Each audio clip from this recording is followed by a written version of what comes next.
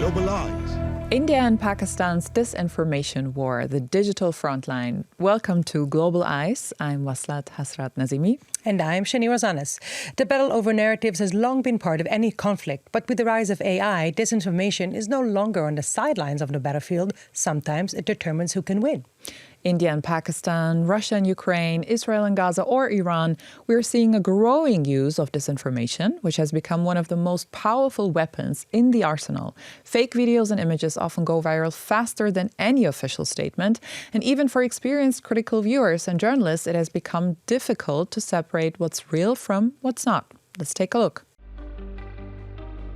Are these images really related to the terror attack in Pahalgam, Indian-administered Kashmir? In this video, we'll show you which images are fake and which ones are real. But first this. On April 22nd, at least 26 people were killed in a deadly mass shooting in a tourist resort in Indian-administered Kashmir. After that, social media was flooded with content about it. But is it all what it says it is? Let's have a look at 3 examples. Does this viral video really show an Indian Navy officer called Vinay Narwal with his partner right before the attack? No, that's false. The video has nothing to do with the deadly attack and doesn't show Vinay Narwal. This video has been taken out of context and the couple shown here is alive. According to media reports, Navy officer Vinay Narwal was killed indeed, but his wife is alive. And this is not the only misinformation being spread. Take this image. It is going viral on several social media platforms. Does it really show bodies in the mountain area of Pahalgam? A closer look proves it's fake. The glossy texture of the picture, the very unnatural smoke and the lack of detail in the faces show the image as AI generated.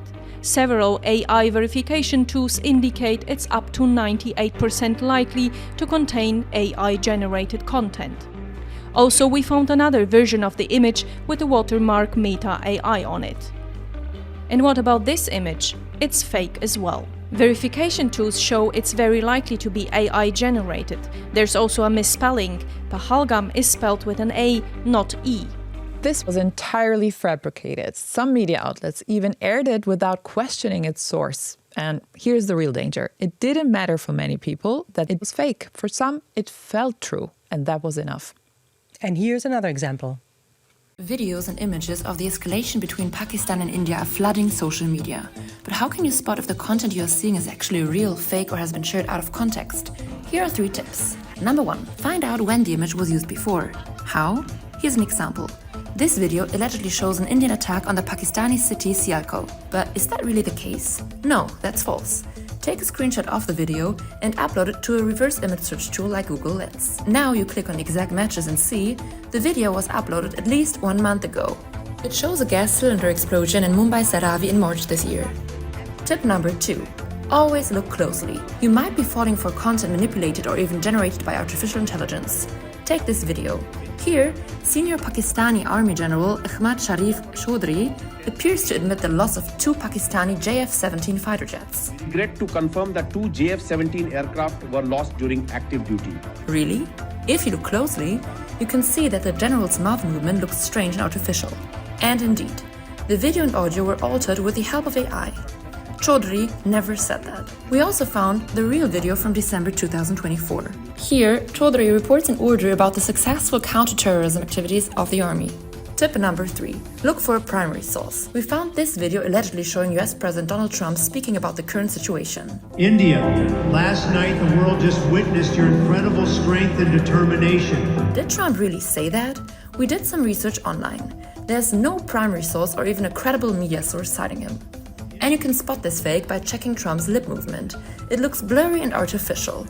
This isn't just about getting facts wrong. It's about manipulating emotions deliberately and turning recycled materials into political weapons. In this episode, we'll explore how information warfare is reshaping strategic landscapes, from deepfake videos targeting election integrity to state-sponsored propaganda and coordinated social media campaigns. We'll ask, what are the real-world outcomes of online disinformation? How does it affect alliances, public trust in institutions, and democratic values? Who gets to participate in the discussion and shape the narratives, and who's left out? Whose role is it to curb and regulate this fast-growing AI-shaped world we are turning into? In other words, when images lie, What happens to the truth? And we will dig into that right away with our great experts here with us in the studio in Bonn. Thank you for joining us. We'll start with introducing the first one. This is Surabhi Srivastava. She is from the RNW Media in the Netherlands, and she is focusing on ethics and AI and dealing a lot with the intersection between media, tech, and gender. Thank you for joining us here today. Thank you. And also with us is Rachel Baig. She is the deputy head and a founding member of DW's own fact-checking team. Thank you so much for joining us here in person today. Thank you for having me. Surabhi, let's start with mapping the basics. What makes today's disinformation so dangerous, and what makes it more potent and harder to counter compared to before? Yeah, thank you for the question. I think there are a lot of different factors at play as we talk about the dangers of AI-generated disinformation and more broadly AI-generated content. So, of course, there's one, which is the scale at which it's happening. AI has made it easier for the information to be generated in a span of seconds and being disseminated across social media platforms, but also through traditional media, which we saw in the case of India-Pakistan conflict recently. I think there's also the pace at which it's happening. As I mentioned, it can happen in seconds. You just need a computer and some prompts, and then you're able to generate whatever kind of image, video that you might want to disseminate in online spaces.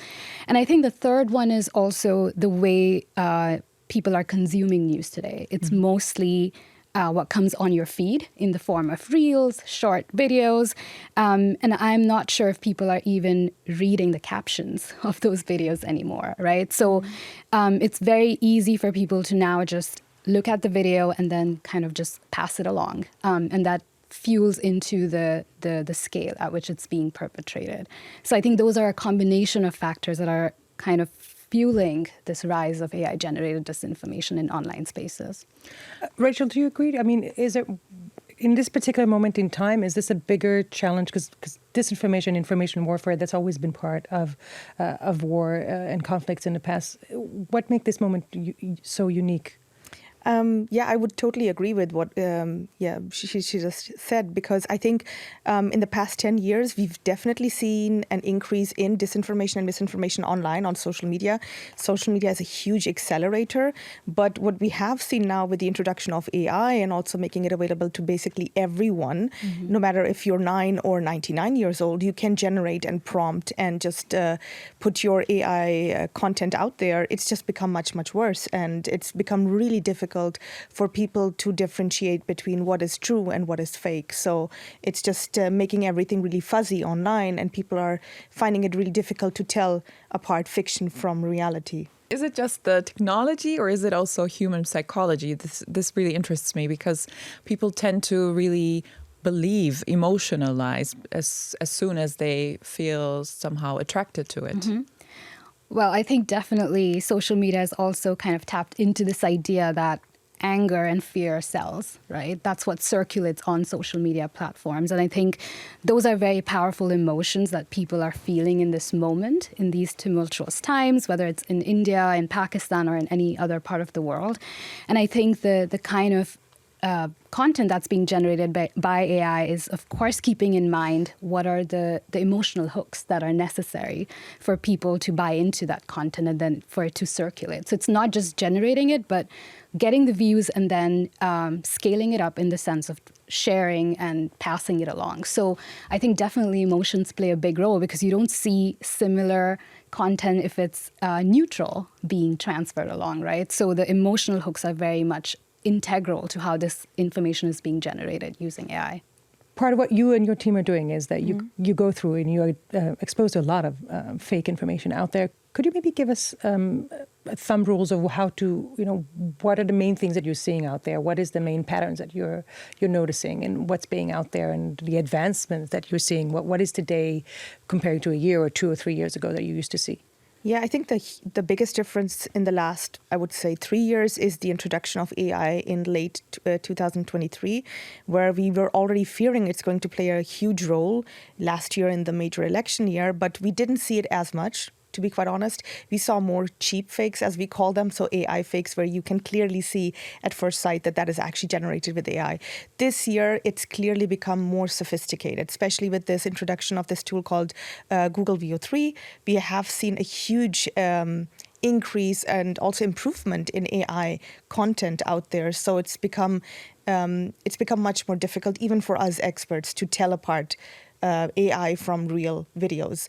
I think one important thing which I have noticed also, or we have noticed as fact checkers, is yes, AI disinformation plays a lot into emotions. If you're happy, if you're sad, if you're angry.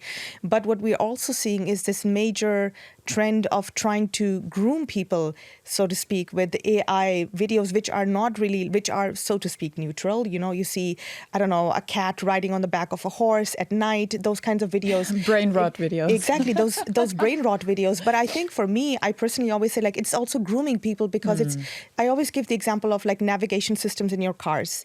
Before, when you heard them, they were introduced, everyone said like, oh, they sound so artificial, it's so horrible. But at a point, you get used to it. And then you start ignoring this feeling of artificialness in it, because it's just the way it is. And that's the same thing with these social media videos, that your brain starts to accept them as this is the way it is. Even if it's an AI voice, if something is off in the video, you start ignoring these kind of warnings, which you would normally have. And so that, I think, is a really, really dangerous trend, in my opinion, that even kids or adults are watching these videos and saying like, I know it's AI, but, you know, like, it's fine, it's not dangerous. But It's at some point, entertaining, yeah. exactly, but at some point, it's not going to be entertaining anymore. It's going to be dangerous content that you're just going to accept as is. But who is flooding social media with videos like this? Do we know? I mean, are Who's there behind it? states? And I think it's a trend which is being used, of course, from young to old by a lot of different people. And sometimes it's just innocent, like, let's create a video that is fun to watch. Let's make it go viral. It's funny. It's cute. But of course, major players who want to spread disinformation tap into these trends. And if we go for a minute into the Pakistan-India conflict, what were you, both of you, watching a lot of it and monitoring it? What have you seen? Was it mostly about sending message internally among, Pakistanis to Pakistanis, Indians to Indians, or actually part of this conflict, between those countries, Pakistan and India, and vice versa? What was the main target? Well, I can speak from the context of India. There were a lot of deepfake videos and a lot of X-generated tweets. And these were mainly circulating, of course, within family WhatsApp groups. That's where I came across many of them. And peddled by traditional journalists on mainstream news media in India without any form of fact-checking, no news verification. These were just picked from online channels and peddled as verified news. So I think it wasn't just the lay population circulating this information, but actually so-called journalists who work in news media organizations.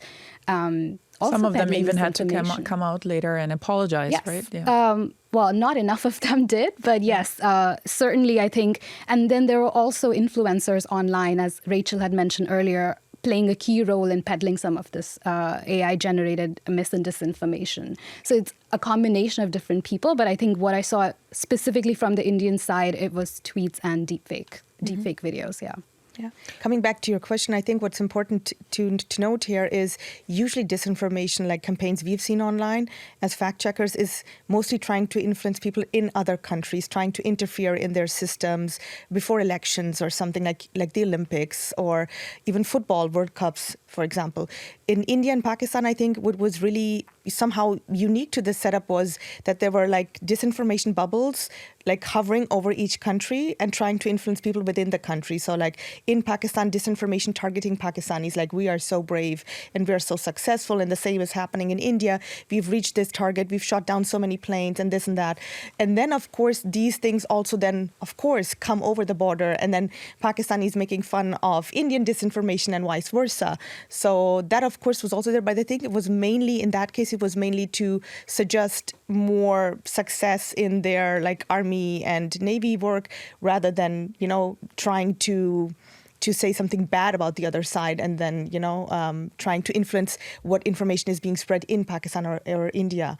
So not disinformation across the border, but more within the bubble of their own country, trying to tell them like, we're doing really great work here and we're really successful. And then, of course, I think what they usually forget is that people did, of course, research online, like, oh, Karachi port destroyed, let's check. Or Lahore port destroyed, let's check. And then finding out Lahore is a landlocked city. There is no port. So those kinds of things, everything was ridiculed really fast. There was also nice to see that there were a lot of citizens or netizens who were debunking themselves also online.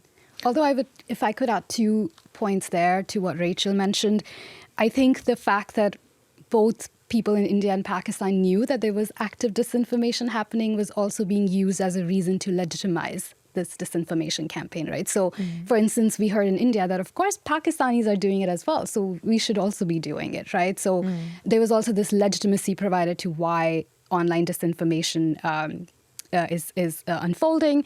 And the second point, like you mentioned, which is people were doing their own fact-checking, but I do want to be a bit more I think, wary here of how they were fact-checking. So, for instance, in India, there were instances of people using AI bots to actually fact-check information. So someone went on Grok to check whether this was true. And because it's an active, unfolding situation, Grok actually provided information that wasn't true to fact-check. And so it kind of created more of chaos and confusion. So rather than fact-checking, it actually contributed to more of misinformation online. So I think it's really important who does the fact-checking and how it's being done, and whether citizens have the tools and skills to do the fact-checking that professional fact-checkers are able to do.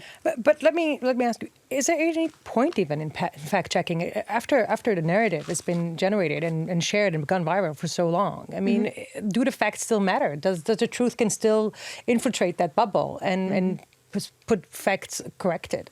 I think it's really important. I mean, this is a question we get asked a lot as fact checkers all the time.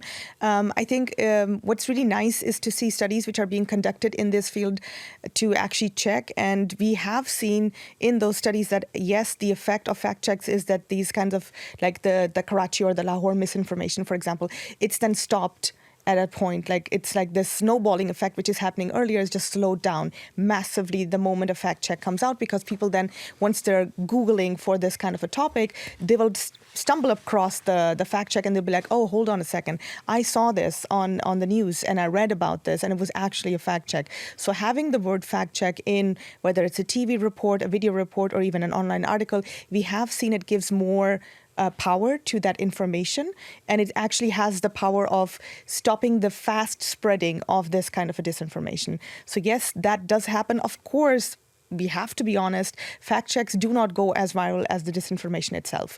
And so that's why we as fact checkers say, even at Deutsche Welle, we always mention it's really important to debunk, but it's also important to pre-bunk, so to make people aware of these kinds of narratives. If we see like something is escalating somewhere, to make them aware of, like, you will be seeing misinformation, you will be seeing AI-generated videos. This is how you can, also notice them yourselves. So media literacy, I think, plays a huge component here, that we as fact checkers don't say like, oh, this is our genre and we're going to, we are the only experts that you should be trusting, but also saying, like, this is how you can do it. And this is also how you can check us. So giving that kind of, I think, like a check and balances system to people to say like, okay, we're putting this out there, but these are all our sources and this is how we've done it. And if you want to check us, or if you want to check information yourselves, we're enabling you to do it. So that's like a bigger long-term effect, rather than just saying like, this is the news, you saw it 2 days ago, you saw it 2 hours ago, and here we're debunking it for you. And I think Finland is doing a great example, a great job in media literacy and providing media literacy for children. So I read somewhere that even children as young as 6 years old are able to differentiate between images that are created by AI and not. What is your experience? How are the audiences in Europe or maybe in other countries? And when it comes to India and Pakistan, what's different compared to these countries?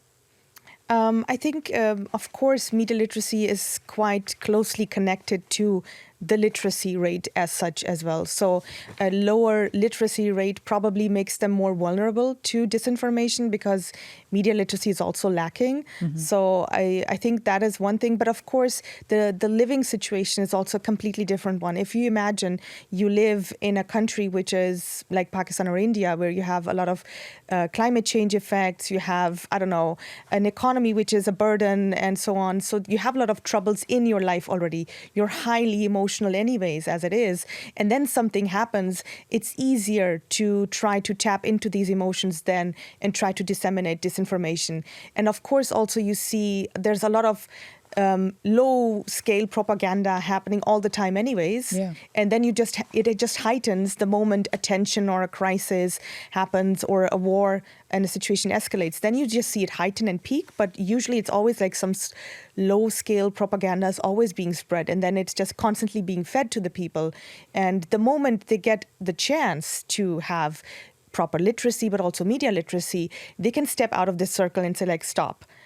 I know this, like I recognize this pattern now. And so I think that's a huge chance. But I see in studies that we've seen in the previous years, overall disinformation, fake news, whatever you want to call it, it's a huge problem across the world. I don't think that there's this huge difference between audiences living in the West and living in the South. It's just an overall issue, and we need to address it. And it needs to be addressed by multiple people, and not just like it's not just media literacy. It's a lot more than that needs to be done. Well, Surabhi, I want to ask you about a different kind of divide, about an age divide, a generational divide. Do you recognize that? Because often, I mean, there's also seen these viral videos about, of youngsters debunking videos to their parents' mom. This is so obviously fake. And sort of like young people growing up with that being actually more sensitive to that. Is that the case, really, as you That is the case, yes. And at RNW Media, we actually undertook a study recently to understand perceptions and attitudes of young people towards AI-generated content, and we find that young people are aware of this age divide as well. They're like, hey, actually, I'm able to identify and distinguish between human-created versus AI-generated content much more easily than older generations, that I have to teach them. How do you do that? And I often find that disinformation or AI content is traveling through family WhatsApp groups, which are dominated by the older population. So I think young people are aware of that divide. And I'm not sure if governments are aware of this divide. So while, yes, media literacy, and I would also say AI literacy is very important in schools, and now more than ever, we also have to figure out ways, how do we also do more community-based initiatives of media literacy that are more culturally relevant, are more locally oriented, and comprise of efforts to look at both young people but also older generations, who are, in some cases, really the drivers of this AI-generated content across online platforms. Yeah. I want to challenge the debate for a second. Because if it's all about the narratives and the perceptions, and AI helps different players in the geostrategic game to set up whatever narrative they want to set and project any image that they would like to see, maybe it can help us avoid real conflicts. Because if it's all about the narrative, and I can very easily engineer a new narrative, maybe it actually brings us down to, the Pakistanis believe they won, the Indians believe they won, and here, we're done. The conflict has wind down, regardless of what really happens on the ground. That's a very optimistic way to look at it. But I mean, to be quite honest, with the recent conflicts, actually looking at Pakistan and India, but also looking at Iran and Israel, for example, there have been situations where like who's the one to drop the last missile, and where is it placed strategically, so that India can say oh, but we did hit, but Pakistan can say yes, they did hit, but it was a nowhere space, so it didn't really have an impact. So you do see this kind of stuff done by the military, also by governments, on purpose for people who are living, like me as an expat. I would think everything in Pakistan is escalating, people are dying, there are bombs everywhere, and then the situation on the ground is actually not as bad, but it's just being portrayed as such by, let's say, both players to get attention, to play the victim card, but also to play the aggressor card. So I think it's also a dangerous thing. It can be misused, and we have seen it being misused in the recent conflicts by parties involved. So Do you want to add on that, or otherwise I would I give think you another question? No, I think I just wanted to add, it goes also to the question that you were raising about the human psychology. And I think that's maybe a billion-dollar question about why is it that narratives that are engendering more stronger emotions like fear and anger are so much more resonant with people than maybe an idea of winning or peace, right? So there has been work that's being done on AI simulating peace negotiations, for instance, but we haven't seen that happen at scale, and versus narratives of anger and fear being really prevailing at the moment. And I think... What about humor? And humor, yes, I think humor... I sent Shani a few videos with everyone hugging it out and having, what was it, a peace pipe, right? Exactly. I think humor also in more conflict situations, I did see that play out in the India-Pakistan conflict, but at the expense of the other, right? So it was more at the expense of the Pakistanis rather than humor that is really serving the idea of peace. Yeah. So I think it's also very important to be wary of how humor is being employed in these situations. And of course, there are bigger geopolitical agendas out there in terms of why this information propaganda is even being employed. So I think keeping that in mind becomes really easy to understand why people are employing AI to generate more fearful content than peaceful content, because there is really high stakes at play, and it's serving obviously certain stakeholders, and that's something to be more maybe unfold or unpack at a later stage. Mm-hmm. You're talking about how the more negative emotions trigger more response, and how people are drawn to that. But we also need to keep in mind this is engineered like that by algorithms, by platforms, by big tech. And maybe we can talk a little bit about that. And this is not, it might be human nature, but there's also very big money profiting from engineering it that way. Precisely, yes. What can be done when we talk about that aspect? Well, yeah, definitely. I think while media literacy puts the onus on news consumers to do the skills and critical thinking of distinguishing fact versus the false narratives, I think there's a huge responsibility on social media and tech platforms to also not just develop tech that can actually help in detecting some of this false AI-generated content. Of course, there's work being done on how do you detect a deep fake more easily, for instance. But I think also in terms of setting standards for content authenticity and provenance, which really can help or puts the onus on these platforms to, as Rachel was mentioning, pre-bunk some of this information before it becomes viral. And I think content authenticity guidelines and standards are being talked about much more in the policy spaces. But again, how realistic they are in terms of Meta or OpenAI really taking it on is another question. And I think the other onus is on the government to not, we see this is kind of a slippery slope, because in India we saw that in the guise of controlling disinformation, they were censoring independent news media outlets as well. So there's this fine line between where do you control misdisinformation versus where do you censor these organizations, right? So it's much of a broader slippery slope, but I think for governments to be aware that there is regulatory frameworks needed to regulate AI technology. And I think that's something that we haven't seen as much in India. Well, there's much appetite now, definitely in America, and they're setting the tone on that. Yeah. Do you see, Rachel, since Meta, for example, Facebook mother company, they decided to withdraw from all of their fact-checking, contractors and let the users' comments, lead the way. What effect do you see that on your work and in trying to debunk? I just, like you said, it's really, really dangerous what we're seeing here. I think with Meta having this working very closely with fact checkers, it was not just that the information you were getting was professionals doing a fact check and giving you that information. It also meant a lot of money going into fact checking. So, getting to try out new tools, paying for new tools and so on. So it was a lot more than just giving fact check information.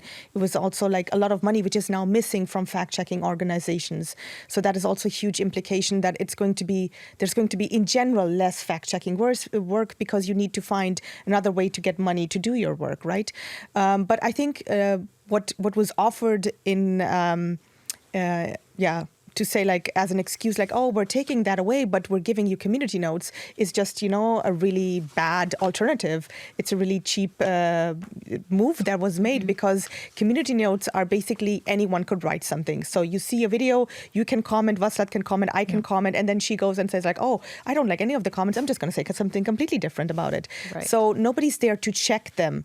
And so community notes can be good, but they can also be completely irrelevant. They can be completely false. And we've seen so many examples of that recently. And so they're also trying to sway public opinion. We see a lot of bots and trolls in those community notes actively trying to push an agenda as well. And then, of course, the biggest disadvantage that we see right now, or the biggest I would say villain in this whole game is actually AI fact-checking. That is the biggest problem we're facing right now. People on X asking Grok, is this image real? From when is this image? Did this really happen? Did Modi say this? Those kinds of things about any conflict anywhere. Meta AI is being used. ChatGPT is being used. So all those AI bots are being used. And they're, of course...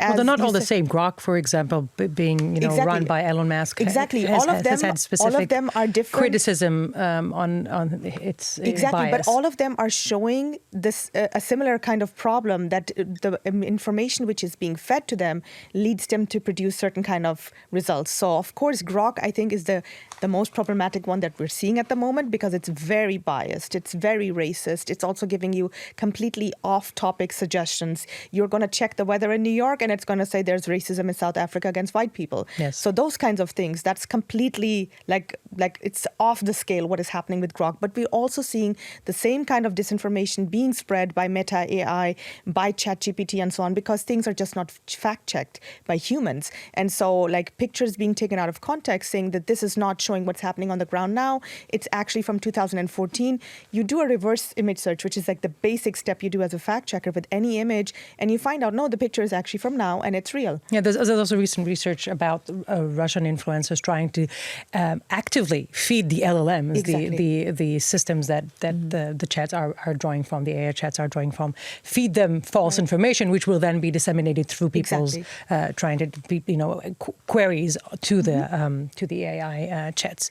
I mean, what are the long-term risks? What happens when people disengage entirely and they do not trust any information they get? Well, that's a scary world to be in and to think about.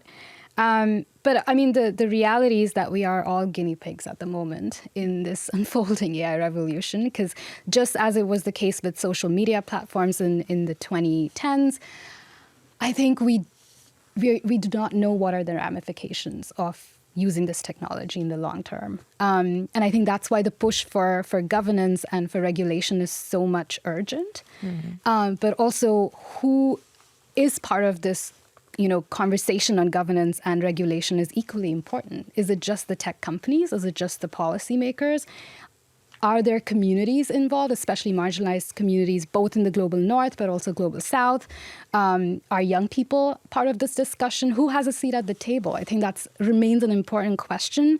And also, I think at the ground, what I see also through research that I've been doing, both with media organizations, but also just general population, people care about ethics. It's not an afterthought. It's not something that people need degrees to understand. Like, they know that, ethics matters, and they are very much concerned about governance as well. So I think it's a people's issue and it's a public interest issue. And I think it's really important that we recognize that everyone has a role and voice to have at the table in this discussion. Thank you so much, Surabhi. Let's close with one very hard question. What happens now? Rahel, if you had to pick one action that we could do, governments could do, anyone, what would it be to counter what we are facing right now?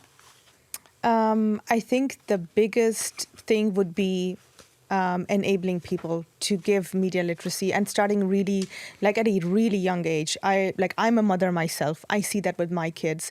They're easily targeted on social media with fake news, which are maybe irrelevant to the bigger population, but they're relevant in their lives. And that's how it starts. And I think raising awareness that a lot of stuff you see online is just not real. It's trying to manipulate you. It's trying to, evokes certain emotions in you, but then also giving then the tools for people to say, like, let's check this myself. Because in the past years, we've seen trust in media houses go down. And with the younger generations, this is going to be a huge problem that we're going to face.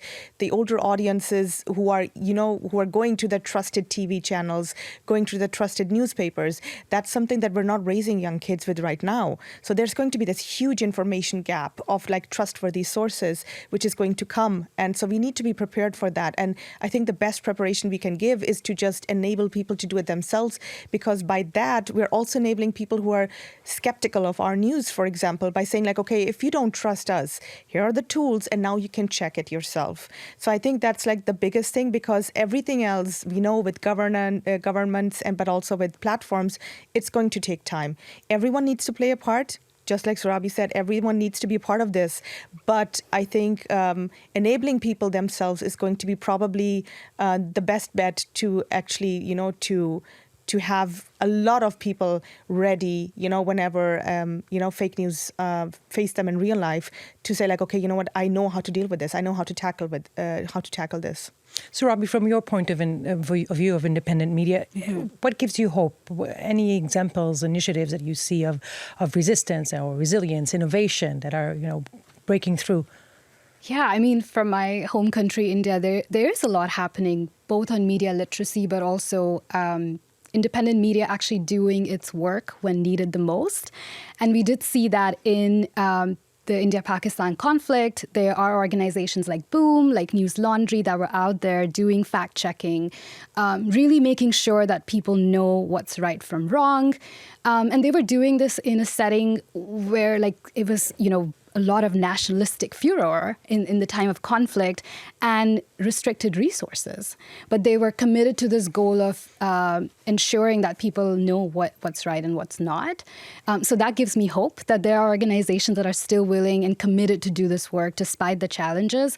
And I think the other thing that gives me hope is that there are more initiatives now on the ground, just as Rachel was mentioning, to work with diverse communities, be it young people, be it more people in rural areas in India, to talk to them about media and AI literacy. And I think that is happening not at a scale that we would like, but there are efforts being made to change the narrative on the ground and approach it from the demand side, but also from the supply side. So there are innovations happening on the ground. Mm-hmm. Good. Yeah, So maybe if I can just add one point, I think what is really important, even for us fact checkers, is to do this kind of like media literacy, but also fact checking in a way that the audience we're trying to target also understands it. So if the younger audience we're trying to reach is on TikTok, our fact checking also needs to happen there. And if the older audience is on WhatsApp, we also need to reach them there. Yeah. So to make it in a language that it is understandable, and it's relatable for them, and also to reach them where they are active. Because I think that's something where we're probably still a bit hesitant to enter those bubbles. And we're working in our own bubbles, and they're living and, receiving news in their bubbles. And we need to try to get into those bubbles to reach people actually actively. And I think that's something where we still need to put work in from our side as journalists, as fact checkers as well. Okay, good.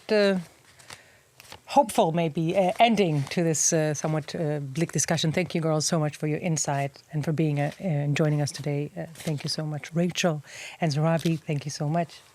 Thank you both. To you too. Thank you. And if our audience is interested, DW's fact-checking team has a number of resources and case studies on our website. They also have a lot of posts and videos. Just follow them at DW News. Let us know what you think in the comments, and please give us a like and subscribe. Global Eyes, a new take on security policy by DW.